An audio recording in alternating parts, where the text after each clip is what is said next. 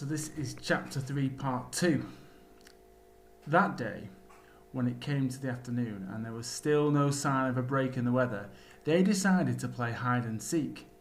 Susan was it, and as soon as the others scattered to hide, Lucy went to the room where the wardrobe was.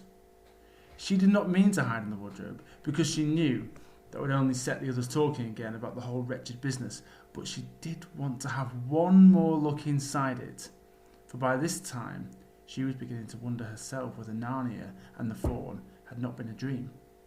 The house was so large and complicated and full of hiding places that she thought she would have time to have one look in the wardrobe and then hide somewhere else. But as soon as she reached it, she heard steps in the passage outside, and then there was nothing for it but to jump into the wardrobe and hold the door closed behind her.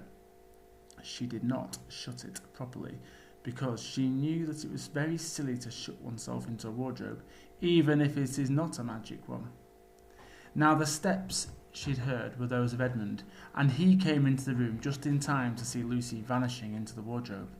He at once decided to get into it himself, not because he thought it a particularly good place to hide, but because he wanted to go on teasing her about her imaginary country.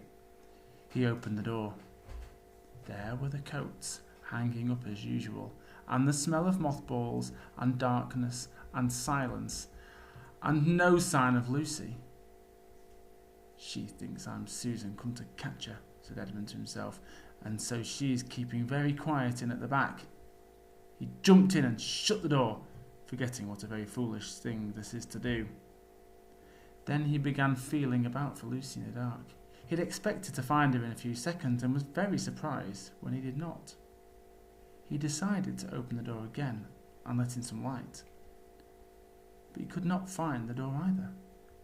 He didn't like this all at all and began groping wildly in every direction. He even shouted out, "Lucy! Lou! Where are you? I know you're here!" There was no answer, and Edmund noticed that his own voice had a curious sound. Not the sound you'd expect in a cupboard, but a kind of open-air sound.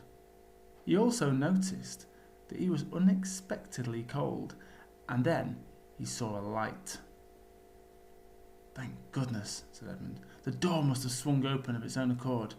He forgot all about Lucy and went towards the light, which he thought was the open door of the wardrobe. But instead of finding himself stepping out into the spare room, he found himself stepping out from the shadow of some thick, dark fir trees into an open place in the middle of a wood. There was crisp, dry snow under his feet, and more snow lying on the branches of the trees. Overhead there was a pale blue sky, the sort of sky one sees on a fine winter day in the morning. Straight ahead of him he saw between the tree trunks in the sun, just rising very red and clear. Everything was perfectly still, as if he were the only living creature in that country. There was not even a robin or a squirrel among the trees, and the wood stretched as far as he could see in every direction. He shivered. He now remembered that he had been looking for Lucy, and also how unpleasant he had been to her about her imaginary country, which now turned out to not have been imaginary at all. He thought she must be somewhere quite close, and so he shouted, "Lucy! Lucy! I'm here too, Edmund!" There was no answer.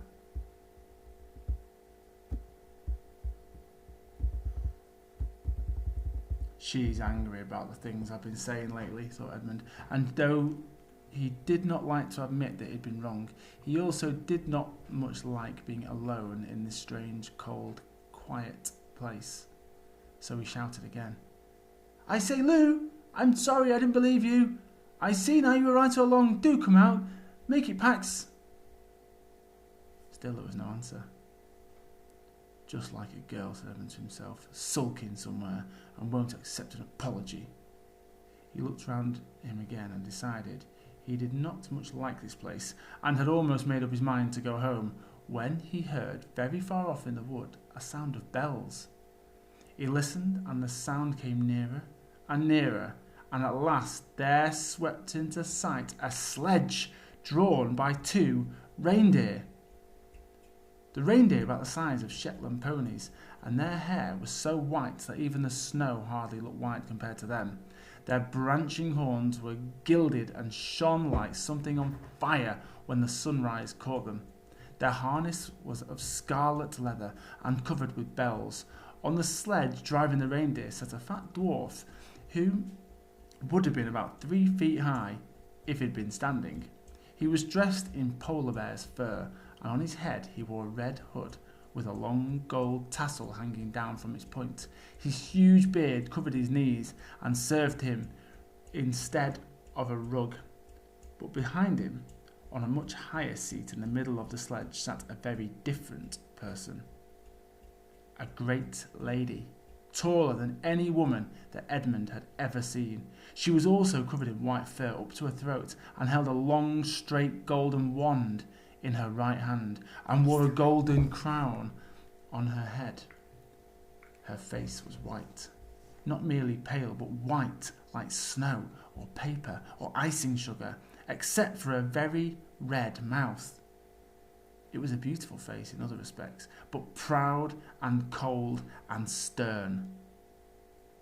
The sledge was a fine sight as it came sweeping towards Edmund with its bells jingling and the dwarf cracking his whip and the snow flying up on each side of it. "Stop!" said the lady, and the dwarf pulled the reindeer up so sharply that they almost sat down. Then they recovered themselves and stood champing their bits and blowing. In the frosty air, the breath coming out of their nostrils looked like smoke. "And what, pray, are you?" said the lady, looking hard at Edmund. My name's Edmund," said Edmund rather awkwardly.